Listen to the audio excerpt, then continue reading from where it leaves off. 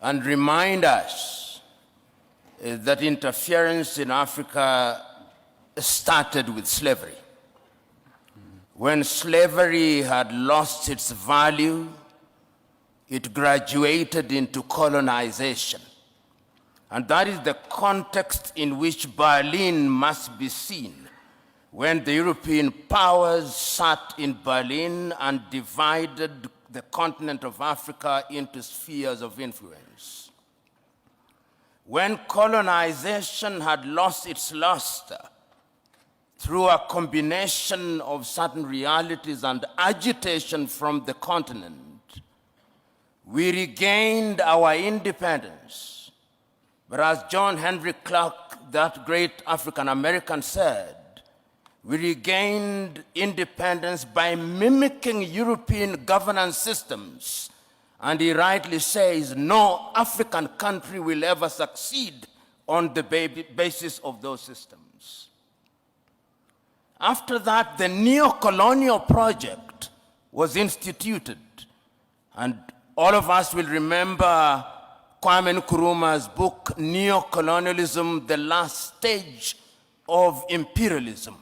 And he there says, the most dangerous.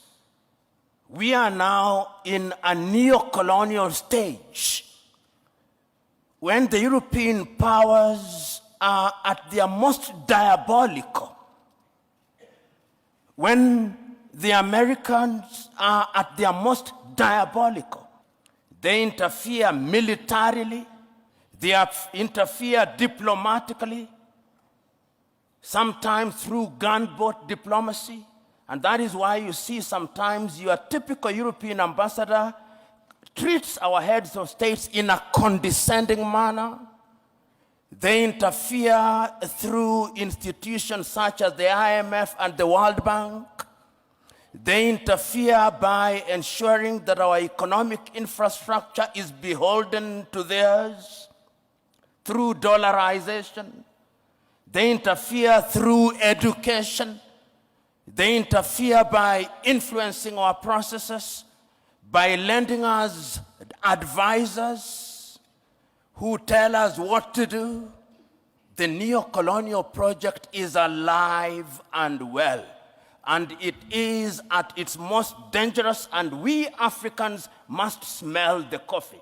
If we don't, they are going to continue to interfere. How else do they interfere? Through NGOs, Danida, CIDA, UK Aid, USAID. These are Trojan horses that are introduced into our countries for the purpose of influencing our processes. And they infiltrate our institutions. Right now, if you look at the African Development Bank, look at the shareholding.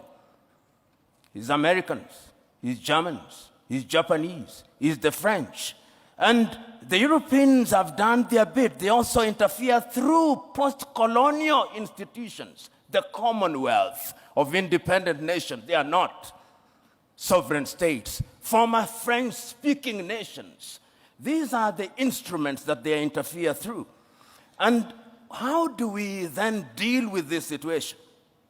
60 years ago, on the 24th day of May, Kwame Nkrumah warned us. He said, if we are not united, they are going to interfere with us militarily.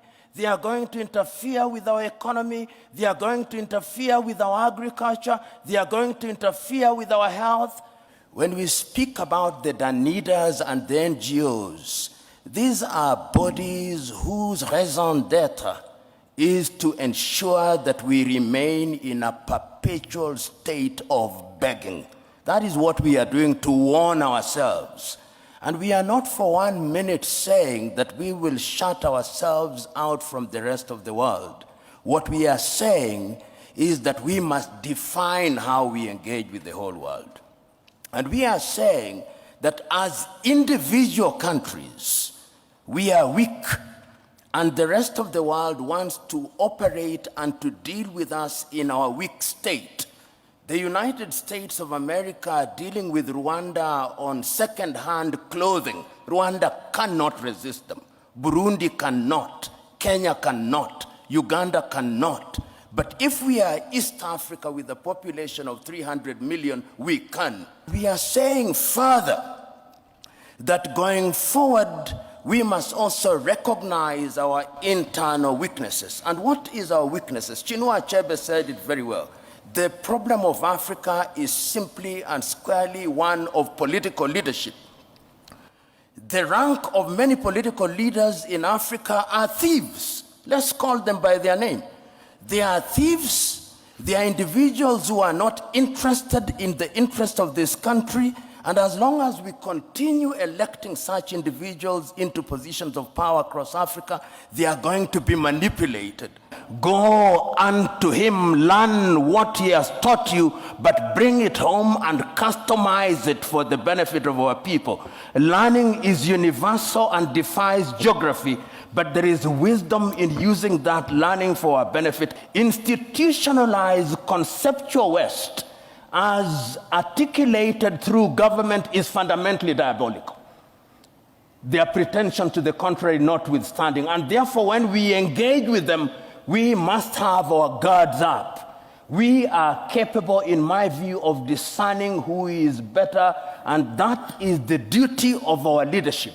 Our leadership doesn't do a good job out of it, and that is why the demand from the civil society, the demand from academia must remind leadership at all times, you are dining, and I'm using this as a term of art, that when you are dining with the devil, you must do so with a long spoon.